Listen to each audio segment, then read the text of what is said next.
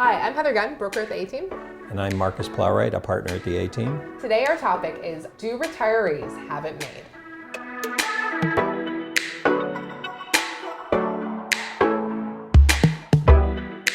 So, in the context of talking about first-time home buyers, we have the other end of the spectrum, and that's the people who are either downsizing, retiring, maybe even selling their real estate and moving into a rental type situation. And how does this market play into their hand and their situation, which is, I would think, generally quite positively. So we're, for the most part, talking about boomers. Right. 46 to 64. Right, of which you are one of them. I appreciate you pointing that out. Yeah. We did just analyze this before we started shooting. Yeah. So I am a boomer, but I don't think I'm a very effective one. Okay.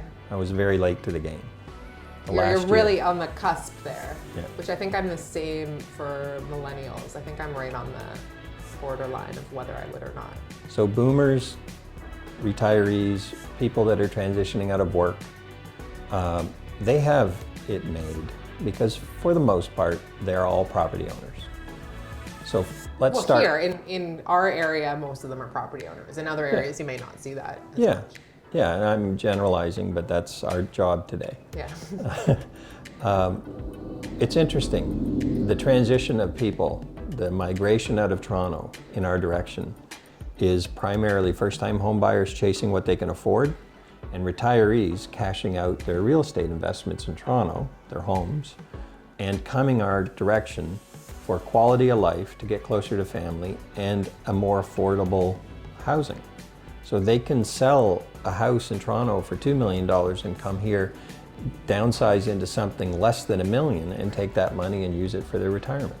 Yeah, and I mean, there's so many good options here too, right? Like we have water, beaches close by. We have a great urban center and great hospitals too. When you think about London Health Sciences Center, we've got 3 of the world-class hospitals right in our city. So, I can certainly see why London is appealing. And like you said, a lot of people, their kids have already moved this direction for affordable real estate. So they're trying to get closer to the kids and grandkids. I've seen that story probably a dozen times.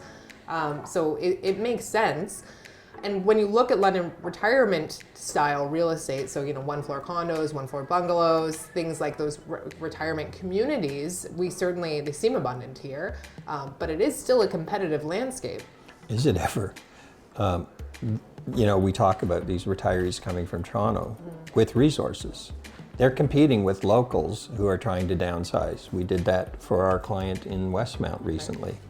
They were pursuing a condo to downsize out of their 4-bedroom home with all their kids gone, again, my age, and they struggled to get that condo because there were so many competing offers, some of them from Toronto buyers.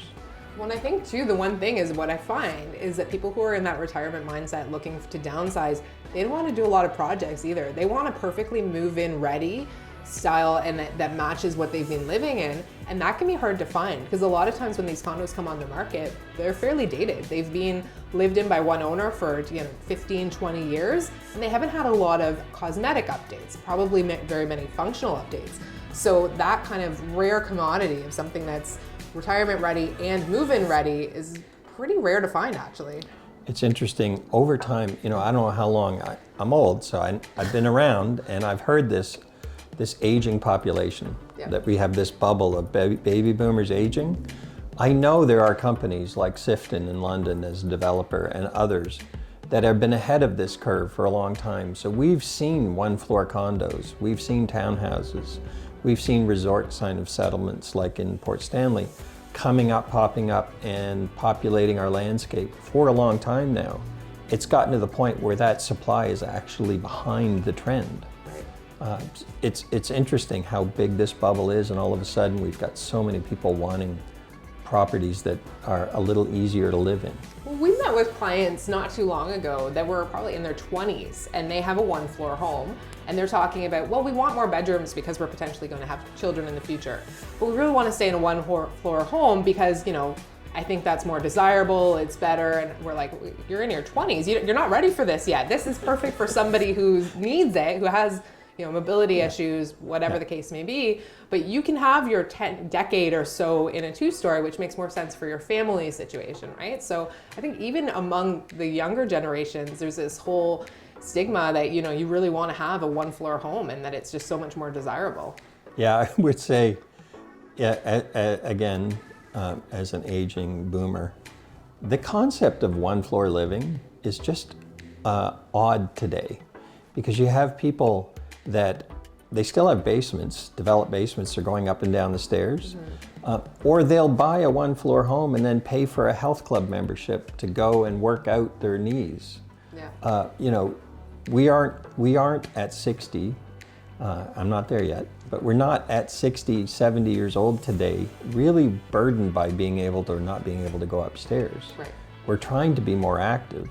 So one thing I would comment to the retirees to this segment of the market is keep an open mind and don't just think because everybody else is looking for a one floor property that that's going to be what you need. You might want a main floor master. Right. But you can put the kids and the ancillary rooms on the second floor or in the basement, and open the opportunity up for more property. Right. The only thing I would say to that, and I would caution people, in my previous career, I worked in retirement living, and the last thing you want to be doing is frantically trying to make a move because you have to all of a sudden. You know, if you do ever have mobility issues in the future, if you ever do need, you know, any sort of walking aids, that sort of thing, or someone in your family does, right? It can be a hard thing to predict.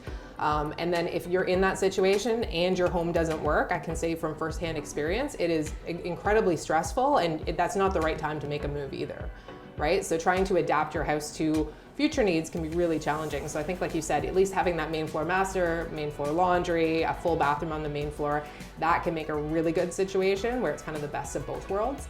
And in our development that we were selling recently in Port Stanley, we had a lot of those kinds of houses. The bungalow loft is what we were calling it, and they were extremely popular for that reason, because it really reflected the best of both worlds.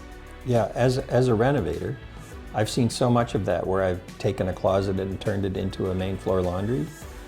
I've also put elevators in existing homes, even one floor homes, so they could get between basement and main floor. So with the escalation in property values so much in the last few years, don't be afraid to invest in renovation and make the home suit you just by a chairlift, an elevator, or relocating laundry to another floor. I heard those chairlifts really drive you up the wall.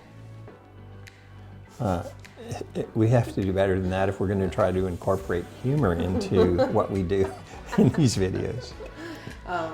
Yeah, I mean, I think that's a really fair point as far as renovations go too, right? Like, everybody has so much equity right now. Everybody who owns a home has so much equity right now. If they've been in their house for over a year or so, realistically, you should be able to invest something into your house to make it last for you long term.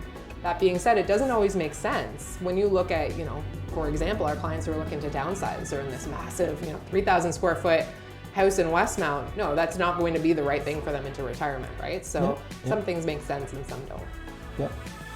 Retirees have it made though. They've owned property historically.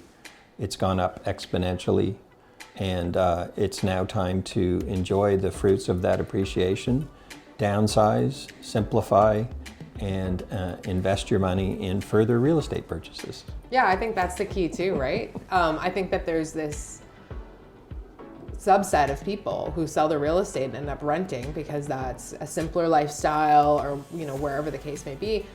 But it can be really challenging because your capital that you sold your real estate for is now slowly depreciating as you have to pay your rental rates. So if you can find something suitable that you can purchase, that's definitely a better strategy in my opinion. Yeah, in the long run, you'll be better off financially. And it's possible that your capital can be invested in the market in other areas other than real estate and do just fine, but the rates of return there have just simply not been as promising as real estate in the long run.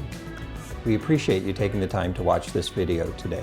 If you'd like more information or have questions for us, you can find us via our website, ateamlondon.com.